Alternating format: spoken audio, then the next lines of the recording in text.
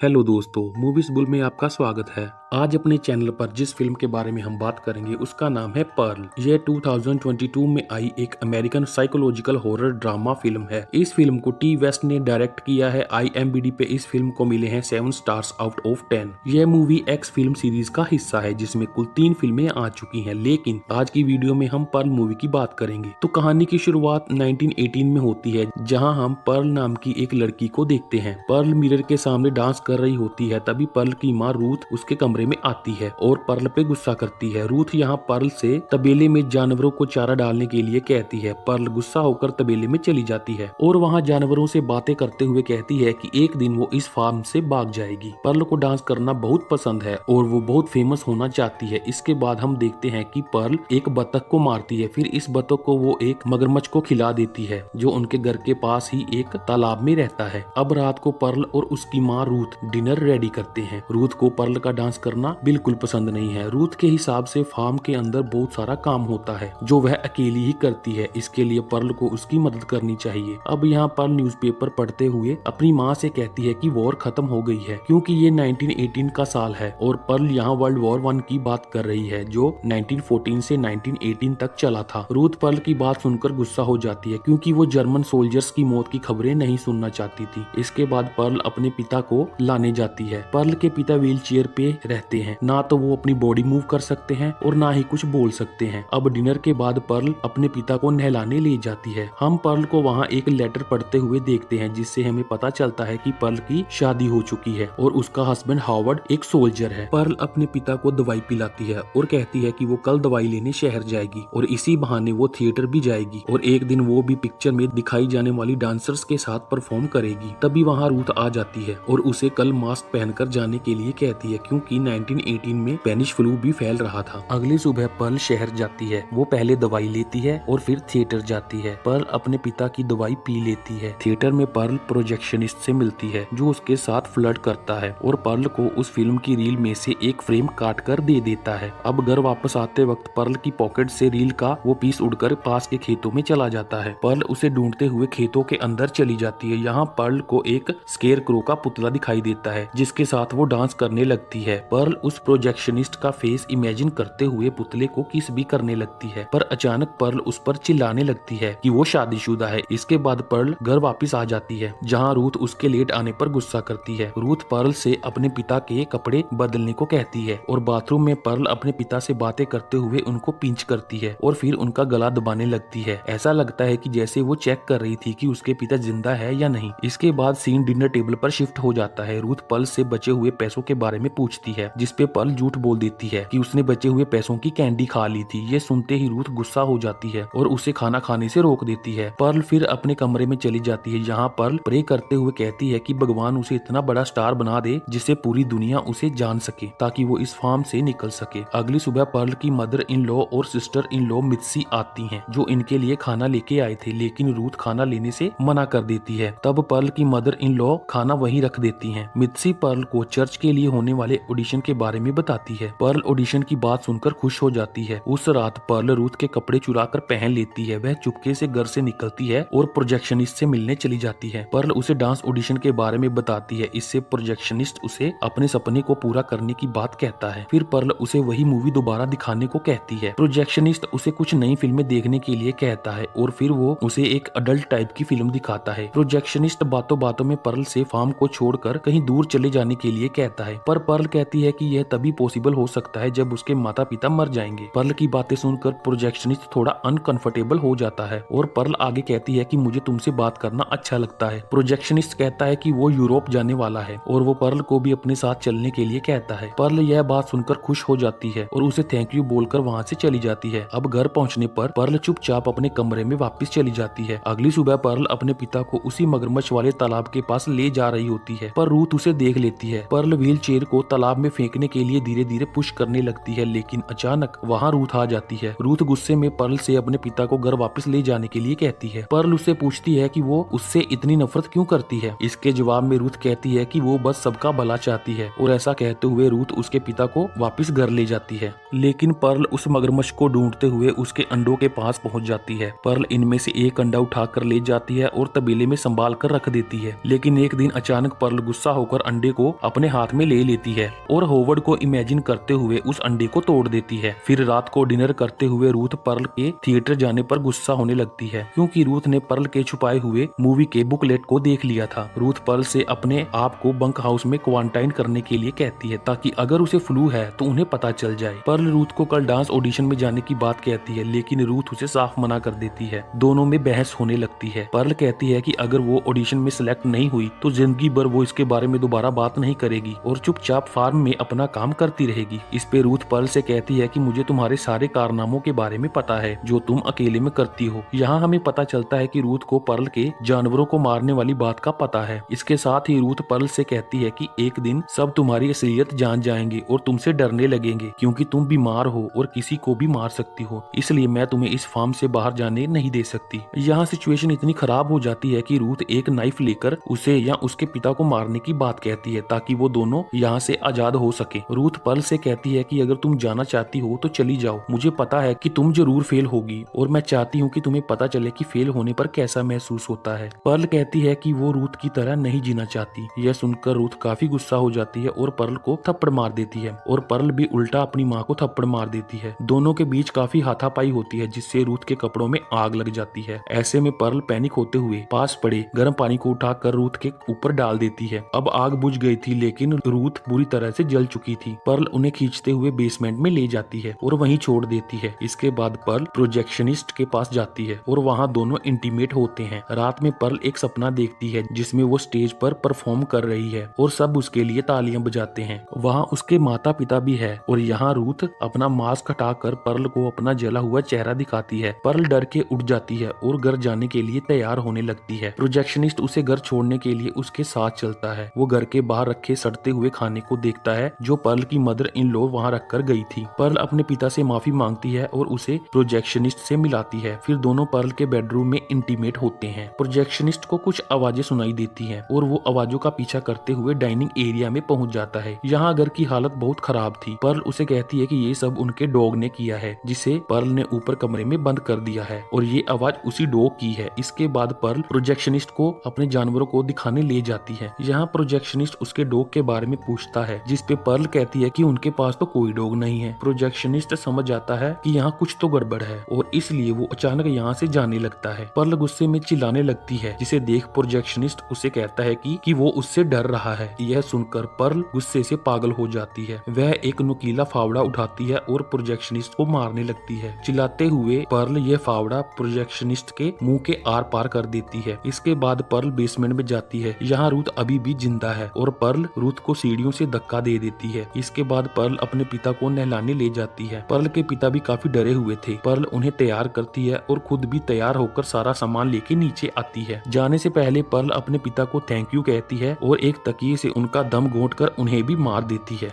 इसके बाद Perl projectionist को उसकी गाड़ी के साथ तालाब में फेंक देती है और ऑडिशन देने पहुंच जाती है। तो अगले सीन में हम मिस्टी को देखते हैं, जो पर्ल को ऑडिशन देने आते हुए देखकर बहुत खुश होती है। यहाँ मिस्टी पर्ल के हाथ में लगेज भी देखती है और इसके बारे में पर्ल से पूछती है। पर्ल कहती है कि उसका सिलेक्ट होना बहुत जरूरी है और वो उन्हीं के साथ यहाँ से चली जाएगी। उसे ऑडिशन के लिए अंदर बुलाया जाता है। यहाँ पर्ल अपना परफॉर्मेंस देते हुए कहीं खो जाती है और इमेजिन करती है कि उसके साथ और भी लोग डांस कर रहे हैं, लेकिन जजेस पर्ल को रिजेक्ट कर देते हैं। पर्ल को जजेस की जगह अपनी फैमिली दिखने लगती है। वो जजेस से एक और मौका मांगती है और रोने चिल्लाने लगती है। इसके बाद मित्सी उसे घर लेकर आती है। घर के बाहर मित्सी अपने दिए हुए खाने को सड़ता हुआ देख इसके बारे में पर्ल से पूछती है, लेकिन पर्ल चुपचाप अंदर जाकर बैठ जाती है। पर्ल मित्सी से कहती है कि उसकी माँ ने सही कहा था, वो इस फार्म से कभी बाहर नहीं निकल पाएगी। लेकिन मित्सी उसे सिंपैथी देती है और उससे पूछती है कि वो कैसा फील कर रही है, जिस पे पर्ल कहती है कि उसे लगता है कि वो ठीक नहीं है और वो बाकियों की तरह नॉर्मल भी नहीं है। मित्सी उसे हॉवर्ड को इमेजिन करके अपने दिल की सारी बातें बाहर निकालने को कहती है। पर्ल पहले तो मना कर देती है, लेकिन बाद में मान जाती है। पर्ल यहाँ अपने दिल की सारी बातें कहने लगती है कि वो हावर्ड से नफरत करती है क्योंकि वो उसे फार्म में अकेला छोड़कर चला गया और अब वो हावर्ड को धोखा दे रही है, लेकिन अब वो सब कुछ ठीक करना चाहती है। फिर पर्ल कहती है कि जब हावर्ड पहली बार फार्म में काम करने आया था उसी दिन से वो हावर्ड को पसंद करती थी और उसने हावर्ड से शादी भी की ताकि वो इस फार्म से बाहर निकल सके। लेकिन थोड़े ही दिन बाद हावर्ड फिर से उसे फार्म पे वापस ले आया। इसके साथ ही पर्ल बताती है कि वो उस वक्त प्रेग्नेंट थी और अभी वो माँ नहीं बनना चाहती थी, इसलिए जब उसका मिसकैरेज हुआ तब वो बहुत खुश थी। अचानक पर्ल गुस्से में कहने लगती है कि ये सब सिर्फ मेरे साथ ही क्यों हुआ, मैं तो बस अपना डांसर बनने का सपना पूरा करना चाहती थी। और पर्ल के मन में हमेशा एक डर था कि कहीं उसकी लाइफ भी उसकी माँ की तरह ना हो जाए और उसे डर था कि जब हावर्ड वापस आएगा तो वो भी उसे छोड़कर चला जाएगा। इसके बाद पर्ल बताती है कि पहले वो सिर्फ छोटे जानवरों को मारती थी जिससे उसे खुशी मिलती थी, लेकिन उसने रूथ और प्रोजेक्शनिस्ट को इसलिए मारा ताकि उन्हें भी उसका दर्द महसूस हो सके। पर अपने पिता के लिए उसे बहुत दुख था, वो उनसे बहुत प्यार भी करती थी, लेकिन फिर भी पर्ल को उन्हें भी मारना पड़ा। लेकिन अब पर्ल कहती है कि उसे हावर्ड के यहाँ आने से पहले सब कुछ ठीक करना होगा। अब ये सब सुन के मित्सी बहुत डर गई थी और वह घर जाने लगती है। अब पर्ल मित्सी को ऑडिशन के लिए सिलेक्ट होने पर बधाई देती है। मित्सी पर्ल को अपना शो देखने के लिए इनवाइट करती है और यह सुनकर पर्ल का मूड और भी खराब हो जाता है। वो मित्सी को वार्न करती है कि आज जो भी बातें हुई वो किसी को ना बताए। इस पे मित्सी स्माइल करते हुए बाहर चली जाती है। तभी अचानक पर्ल भी बाहर आती है और कुल्हाड़ी लेकर मित्सी की तरफ दौड़ने लगती है। यह देख मित्सी भी भागते हुए मदद के लिए चिल्लाने लगती है, लेकिन पर्ल उस पे हमला कर देती है और उसे मार देती है। अब घर वापस आकर वो बेसमेंट में जाती है और रूथ की डेड बॉडी से लिपट जाती है। पर्ल इमेजिन करती है कि रूथ उसके लिए लोरी गा रही है और पहली बार रूथ पर्ल को आई लव यू कहती है। इसके बाद पर्ल सब कुछ पहले जैसा करने के लिए रूथ और अपने पिता को डाइनिंग टेबल पर बिठा देती है और बाहर पड़े सड़े हुए खाने को अंदर टेबल पर रख देती है। फिर पर्ल उनके साथ खाना खाती है। इसके बाद पर्ल मित्सी की बॉडी को काट काट कर मगरमच्छ को खिला देती है। अब हावर्ड घर वापस आ जाता है और जब वो घर में एंटर होता है तो उसे डाइनिंग टेबल पर रूथ और पर्ल के पिता की डेड बॉडी दिखती है। हावर्ड ये सब देखकर शॉक्ड हो जाता है और अचानक से उसे पर्ल की आवाज आती है जो उसे वेलकम करती है। यहाँ हम पर्ल को एक क्रीपी वे में स्माइल करते हुए देखते हैं और यहीं पर ये फिल्म खत्म हो जाती है। तो दोस्तों ये थी पर्ल मूवी की एक्सप्लेनेशन। फिल्म की कहानी काफी सिंपल थी, जो एक ऐसी लड़की पर फोकस जो अपने डांसर बनने के पैशन को पूरा करना चाहती थी और अपनी लाइफ खुल के जीना चाहती थी, पर अपने फार्म पर आइसोलेशन में रहना और ना चाहते हुए भी ऐसी रिस्पॉन्सिबिलिटीज निभाना जिन्हें वो अपना नहीं मानती थी उसे मेंटली अनस्टेबल कर देती है। और ऊपर से शादी के बाद हावर्ड का उसे वापस उसी लाइफ में अकेला छोड़ जाना उसे और भी पागल कर देता है और ऑडिशन में मिली रिजेक्शन तो उसका कॉन्फिडेंस बिल्कुल खत्म ही कर देती है, जिससे वो खुद ही खुद को यूजलेस और फेलियर समझने लगती है। इसी के साथ हमारी आज की वीडियो यहीं खत्म होती है। वीडियो अच्छी लगी हो तो लाइक करें और हमारे चैनल को सब्सक्राइब करना ना भूलें। तो मिलते हैं आपसे नेक्स्ट वीडियो में।